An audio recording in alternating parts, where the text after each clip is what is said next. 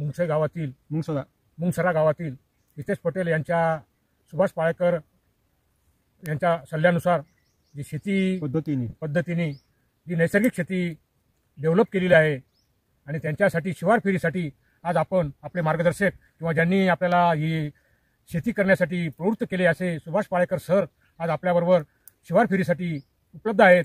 आपण त्यांच्याकडनं जाणून घेऊया नेमकं या शेतीचा प्रयोग कशावर आधारित आहे हे त्यांच्या शब्दातच आपण जाणून घेऊया. आता सगळ्या जगामध्ये बियाचे द्राक्ष प्रचलित आहे आणि त्याचा वापर सर्वत्र होत आहे.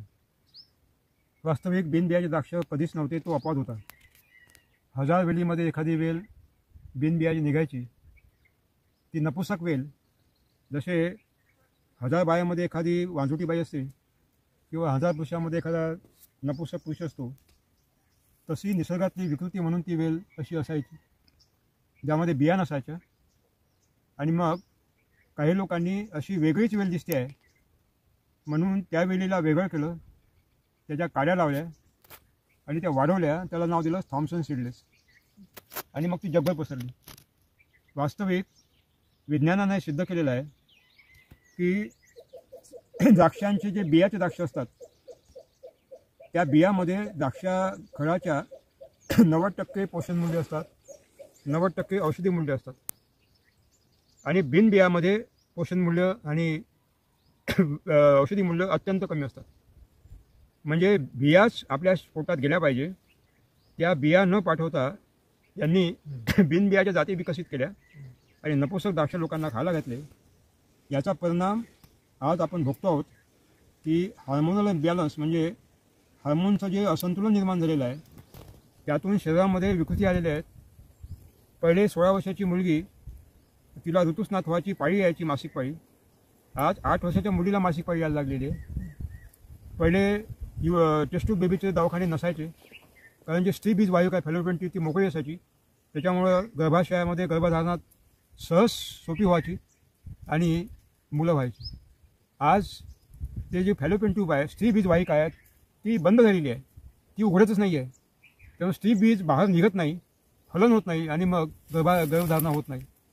आणि आता त्याच्यामुळं गलोगली टेस्ट ट्यूब बेबीचे दवाखाने उघडलेले आहे. त्याला कारण ही विकृती आहे. ही विकृती कुठून आली? म्हणजे बियाचं 9 मिलीमीटर गोल द्राक्ष, त्याच्यामध्ये 100% पोषण मूल्य आणि औषधी मूल्य असायचे. त्याच्याऐवजी अमेरिकेत, युरोपमध्ये आणि मध्य पूर्व देशामध्ये 22 मिलीमीटर लांब द्राक्ष नपुसक बियाचे लोक घ्यायला लागले, आकर्षित झाले आणि भाव द्यायला लागले.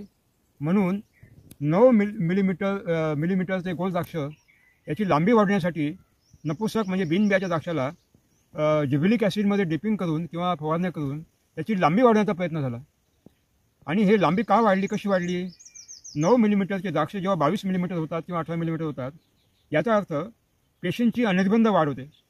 त्याला काय म्हणते? हार्मोन्स, जे जीएचे डिपिंग होते, जीएच्या फवारण्या होतात, जिबेलिक ॲसिड आणि बाकी हार्मोनच्या ज्या फवारण्या होतात, त्यामुळं पेशींची अनिर्बंध वाढ होते, अनकंट्रोल सेल डिव्हिजन. आणि कॅन्सरचं लक्षणसुद्धा तेच आहे, पेशींची अनिर्बंध वाढ म्हणजे अनकंट्रोल सेल डिव्हिजन.